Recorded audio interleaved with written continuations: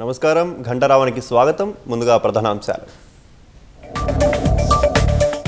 తొలి విడత పంచాయతీ ఎన్నికల నామినేషన్లకు నేటితో ఆఖరు. చివరి రోజు భారీగా దరఖాస్తులు వస్తాయని అధికారుల అంచనా. రాష్ట్ర వ్యాప్తంగా దీక్షా దివస్ను ఘనంగా జరిపేందుకు సిద్ధమైన బీఆర్ఎస్. ప్రత్యేక తెలంగాణ కోసం కేసీఆర్ కృషిని వివరించేలా ఏర్పాట్లు.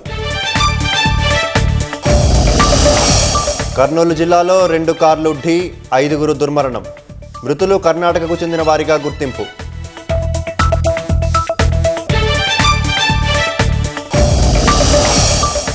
ఆంధ్రప్రదేశ్లో నెల్లూరు జిల్లాలో పోలీసుల కాల్పులు. హత్య కేసు నిందితులను పట్టుకునే క్రమంలో ఘటన.